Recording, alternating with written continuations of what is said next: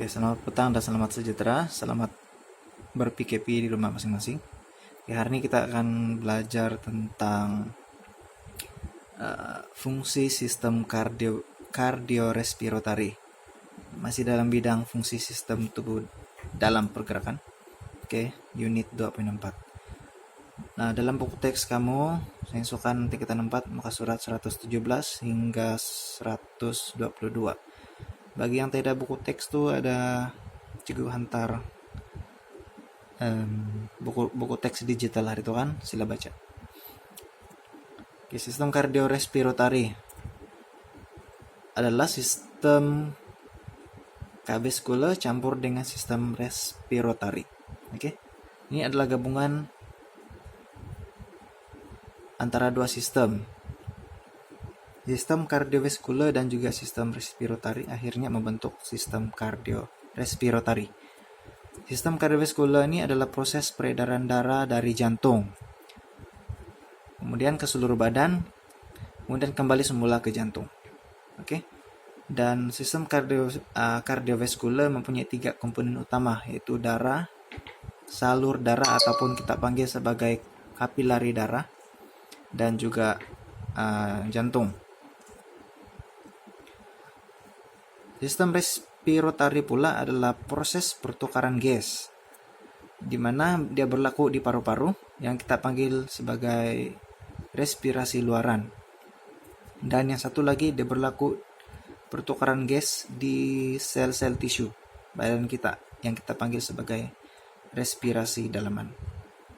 Oke. Struktur jantung. Oke, jantung mengepam darah ke seluruh badan. Oke. Otot jantung terdiri daripada otot kardium yang menguncup secara otomatis tanpa kawalan saraf. Otot kardium kita sudah belajar kan? Ada 3 jenis otot licin, otot rangka, dan otot kardium. Nah, ini salah satu dia, otot kardium terletak di jantung saja. Dan myogenik ini adalah penguncupan otot jantung. Kalau penguncupan otot lain, tapi kita panggil untuk penguncupan otot jantung kita panggil dia sebagai myogenik. Terdapat 3 lapisan dinding jantung. Yang pertama epikardium, lapisan paling luar, endokardium, lapisan tengah, myokardium, lapisan paling dalam. Oke, dalam buku teks kamu dalam Raja 2.4.2 ada gambaran struktur jantung manusia yang normal. Oke, semua ini saya percaya kamu sudah tahu semua ini. Ini nama-nama jantung, struktur jantung yang ada di dalam badan kita. Oke, aorta, atria pulmonary, vena pulmonary. Tapi fungsi dia nanti kita akan tengok bagaimana darah itu berjalan dalam jantung kita. Oke, pergerakan keluar masuk darah dalam jantung. Oke. Yang pertama, darah akan melalui daripada jantung, daripada paru-paru, dia membawa darah yang kaya oksigen. Warna biru ini adalah darah yang kaya oksigen, dia akan masuk di sini yang kita panggil sebagai vena pulmonary. Oke, kemudian akan masuk ke dalam ruangan ini yang kita panggil sebagai atrium kiri. Kemudian selepas di atrium kiri, injap bikuspid ini akan menolak darah yang ada di dalam atrium kiri ke dalam ruangan ini yang kita panggil sebagai ventricle kiri. Oke. Kemudian injap semilunar aorta yang ini fungsi dia adalah dia membenarkan pergerakan darah pada satu arah saja. Kalau darah dipam daripada ventricle kiri ke kawasan ini, dia tidak akan benarkan darah ini kembali lagi ke ventricle kiri. Oke, dia membenarkan pergerakan darah satu arah saja. Dia akan pergi ke kawasan ini yang kita panggil sebagai aorta. Kemudian disinilah darah ini akan dipam, darah yang kaya oksigen akan dipam ke seluruh badan dan digunakan oleh badan kita. Kemudian bila sudah digunakan, darah yang kaya oksigen digunakan tadi, dan darah itu akan kembali semula ke jantung dengan membawa darah yang kurang oksigen, yang warna merah nih ya. Dia akan masuk ke sini yang kita panggil sebagai vena cava superior. Kemudian dia akan terus masuk ke dalam yang kita panggil sebagai atrium kanan. Oke. Kemudian injap tricuspid akan menolak darah yang ada di atrium kanan ini ke dalam ruangan ini yang kita panggil sebagai ventricle kanan. Oke, ventricle kanan ini akan mengepam darah pergi ke kawasan ini. Tetapi injap semilunar pulmonary, fungsi dia juga sama macam injap semilunar aorta. Dia membenarkan pergerakan darah satu arah saja. Oke, supaya darah yang ada di kawasan ini tidak akan kembali lagi ke dalam ventricle kanan. Oke, dia akan masuk darah kurang oksigen daripada ventricle kanan akan pergi ke kawasan ini yang kita panggil sebagai atri pulmonary. Dari sinilah darah yang kurang oksigen ini akan dihantar ke paru-paru dan menghembuskan karbon dioksida. Kemudian diisi lagi semula dengan darah yang beroksigen, kemudian masuk semula ke sini. Dan begitulah dia punya pergerakan keluar masuk darah dalam jantung. Oke. Right. Septum interventricular. Ini adalah sempadan yang membahagikan dua ruang ini. Oke. Ya. Keluaran jantung. Keluaran jantung ialah jumlah isi padu darah yang dipam keluar oleh ventrikel kiri. Oke, ventrikel kiri. Jumlah isi padu darah yang dipam keluar oleh ventrikel kiri ke aorta dalam masa 1 menit. Daripada sini dihantar ke aorta dalam masa 1 menit. Itu adalah kita panggil sebagai keluaran jantung. Oke. Kadar keluaran jantung dipengaruhi oleh beberapa faktor. Oke, faktor-faktor yang mempengaruhi keluaran jantung. Oke, yang pertama isi padu stroke.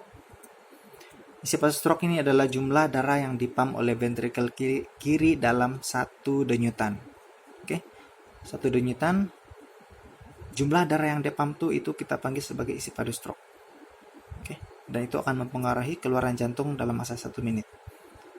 Oke, pertambahan isi padu stroke adalah jumlah darah yang dipam oleh ventrikel kiri dalam denyutan adalah banyak. Oke, bila pertambahan isi padu stroke macam ada peningkatan kan, itu adalah disebabkan oleh jumlah darah yang dipam oleh ventrikel kiri itu banyak, bertambah. Oke. Pertambahan size kaviti ruang ventrikel kiri akibat kesan hipertrofi jantung menyebabkan isi padu stroke dapat ditingkatkan. Oke. Macam mana dia boleh dapat pam darah lebih banyak? Dia punya ruang di ventrikel kiri itu semakin membesar. Hypertrofi ini adalah pembesaran otot.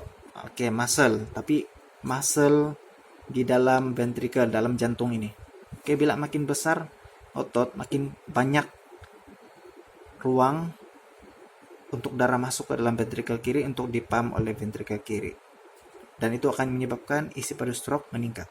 Oke. Hipertrofi jantung. Macam saya cakap tadi lah. Macam mana untuk meningkatkan hipertrofi jantung?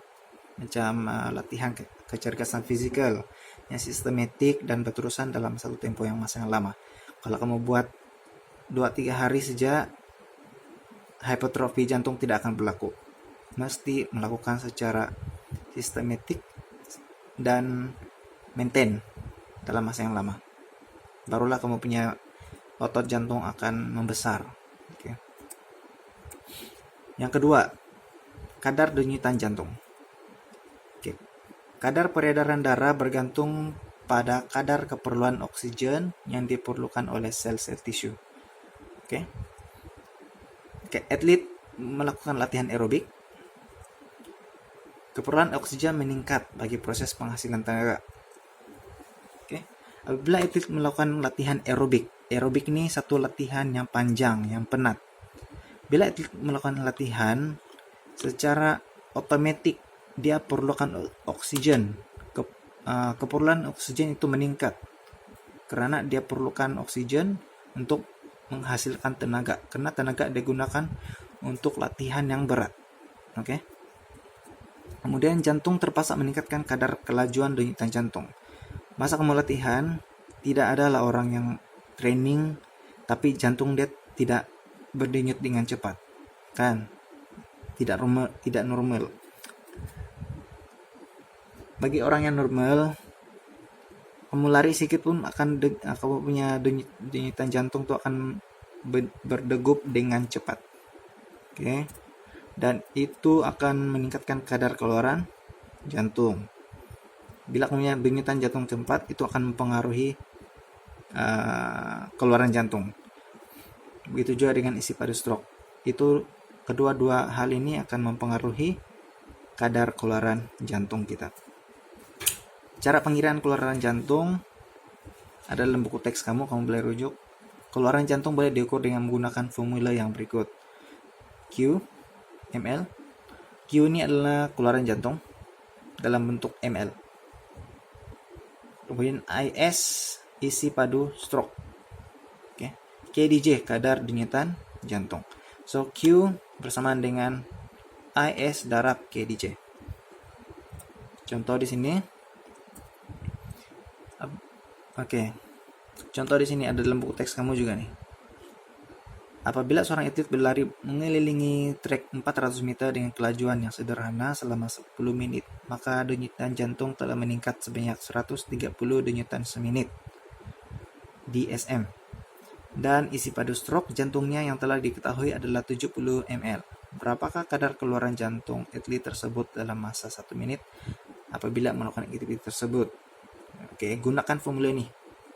Q adalah keluaran jantung. Kita mau mencari dia punya keluaran jantung. Jadi dia punya formula IS darab KDJ. Isi padu stroke dia di sini adalah sudah dibagi tahu sini. 70 ml. Dan dia punya kadar denyutan jantung 130 menit. 130 denyutan semenit. So, kamu buat gitu sajalah. 70 darab 130 dapat 910 ml. Tapi kita mau tukar ml ini kepada L, liter. So, bahagi dengan 1000 dapat 9.1 L. Ini dia punya simbol unitnya. Oke. Sistem peredaran darah. Sistem peredaran darah. Darah kaya oksigen dan darah kurang oksigen ini melalui struktur jantung secara serentak tetapi tidak bercampur. Oke. Sistem peredaran darah terdiri daripada kitaran sistemik. Kitaran sistemik adalah proses membawa darah kaya oksigen ke seluruh tubuh badan dan darah kurang oksigen kembali semula ke jantung. Oke, perjalanan darah melalui atrium kiri, vena cava, atrium kanan, ventrikel kiri, sel-sel tisu tubuh, dan aorta. Nanti kamu rujuk sendiri. Oke, ini silapnya. Ini nomor 2 nih. Yang pertama tadi kitaran sistemik, kedua kitaran pulmonary. Oke, kitaran pulmonary adalah satu proses yang membawa darah kurang oksigen ke paru-paru untuk pertukaran gas sebelum darah kaya oksigen dikembalikan semula ke jantung. Itu adalah kitaran pulmonary. Perjalanan darah, ini dia punya perjalanan darah, atrium kanan, ventrikel kanan, atria pulmonary, vena pulmonary, paru-paru, dan atrium. Seperti di dalam gambar raja, sama macam dalam buku teks kamu juga. Oke, peredaran pulmonary yang bahagian sini itu tadi. Daripada jantung kurang oksigen dihantar ke paru-paru, kemudian diantar semula ke jantung dengan kaya oksigen. Sampai sana saja cerita dia.